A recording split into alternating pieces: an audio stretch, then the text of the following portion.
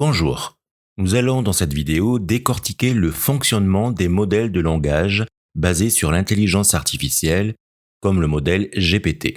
Nous partirons d'un schéma pour comprendre étape par étape comment l'IA analyse une question et produit une réponse. Ce schéma illustre le processus de génération de texte par un modèle de langage. L'ensemble du processus commence par une requête, appelée prompt. Dans notre exemple, imaginons que la question posée soit « Quelle est la capitale de la France ?» Cette requête servira de point de départ pour le modèle qui va analyser et traiter ce texte afin de produire une réponse adaptée. La première étape, dite de tokenisation, consiste à diviser le texte d'entrée en plusieurs petites unités appelées tokens. Un token peut être un mot entier, une partie de mot, ou même un caractère isolé. Cette étape permet de rendre le texte plus facilement analysable par le modèle. Par exemple, le mot capital pourrait être divisé en plusieurs tokens selon les besoins du modèle et en fonction de la version du modèle.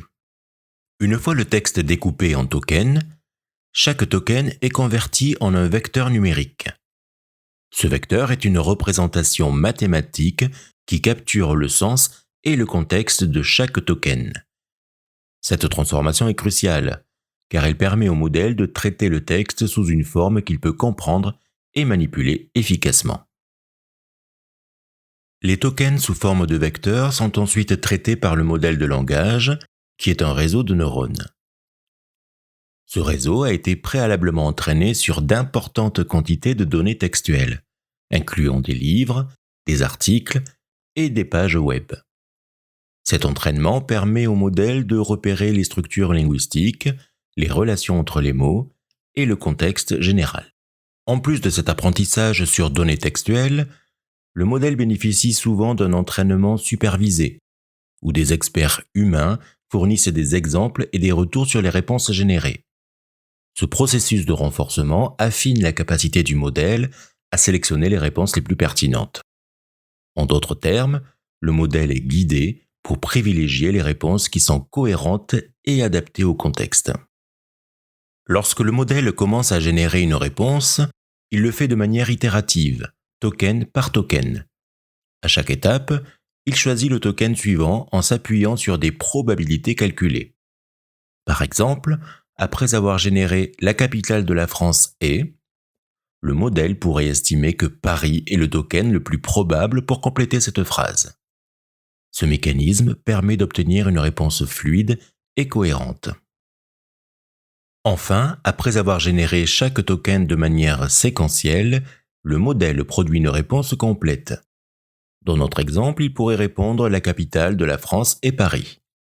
Cette réponse finale est le fruit d'un processus complexe d'analyse, de calcul de probabilité et d'apprentissage qui combine contexte et pertinence pour répondre de manière satisfaisante. Dans cet exemple, lorsque le modèle arrive au segment « C'est la plus grande ville de France », il a plusieurs options pour le mot suivant. Ici, nous voyons que le modèle a considéré plusieurs possibilités avant de choisir le mot « plus ». Le mot « plus » a été sélectionné avec une probabilité de 8,04%. Cependant, cette probabilité n'était pas la plus élevée dans cette sélection.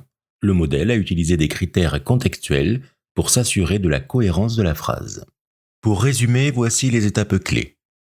Le modèle reçoit un texte d'entrée, le découpe en tokens, convertit ces tokens en vecteurs, les traite via un réseau de neurones entraînés, puis génère la réponse finale en progressant token par token. Chaque décision de génération repose sur des probabilités, ce qui permet au modèle de produire des réponses adaptées au contexte.